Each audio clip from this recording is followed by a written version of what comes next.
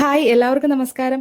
നമുക്ക് കരിമ്പിൽ നിന്ന് എങ്ങനെയാണ് ശർക്കര ഉണ്ടാക്കുന്നതെന്ന് കാണാനും അത്യാവശ്യം നല്ല നാടൻ ശർക്കര വാങ്ങിക്കാനും മറയൂർ വരെയൊന്നും പോകേണ്ട നമ്മുടെ തൊടുപുഴ പാലാ റൂട്ടിൽ നെല്ലാപ്പാറയിൽ ഇങ്ങനെ ഒരു സ്ഥാപനമുണ്ട് കേട്ടോ. ദേ കരിമ്പിൽ നിന്ന് ശർക്കര ഉണ്ടാക്കുന്നതിൻ്റെ ആദ്യത്തെ ഘട്ടമാണ് ഈ കാണുന്നത്. അതിൻ്റെ അകത്തുനിന്നുള്ള ജ്യൂസ് എടുക്കുക, കരിമ്പ് ജ്യൂസ് എടുക്കുക എന്നുള്ളതാണ് ആദ്യത്തെ ഘട്ടം. അതിനുശേഷം കരിമ്പ് ജ്യൂസിനെ കൊണ്ടുപോയി വലിയ 2 പാത്രങ്ങളിലാക്കിയിട്ട് അതിനെ പറ്റിച്ചെടുക്കും. ഇതിൻ്റെ നല്ല പറ്റിച്ച് കുറുക്കി കുറുക്കി എടുത്തതിന് ശേഷം അതിനെ ഒരു ഇതേപോലത്തെ ഒരു തടിയുടെ പാത്രത്തിലേക്ക് മാറ്റും. എന്നിട്ട് ചെറു ചൂടോടുകൂടി തന്നെ ഇവരിത് ഉരുട്ടിയെടുക്കും. ഈ നിൽക്കുന്ന മനു എന്ന് പറഞ്ഞ ചേട്ടനാണ് ഇതിൻ്റെ ഓണറായിട്ട് വരുന്നത്. ഇവർക്ക് സ്വന്തമായിട്ട് പാലായിൽ കരിമ്പും തോട്ടമുണ്ട്. അവിടുന്ന് കൊണ്ടുവരുന്ന കരിമ്പിൽ നിന്നാണ് ഇവിടെ ശർക്കര ഉണ്ടാക്കുന്നത്. ഇവിടെ ഒരുപാട് വെറൈറ്റി ശർക്കരയുടെ പ്രോഡക്റ്റ്സ് അവൈലബിൾ ആണ്. നമ്മുടെ ചായയിലൊക്കെ ഇട്ട് കുടിക്കാനായിട്ടുള്ള ശർക്കരകളുണ്ട്.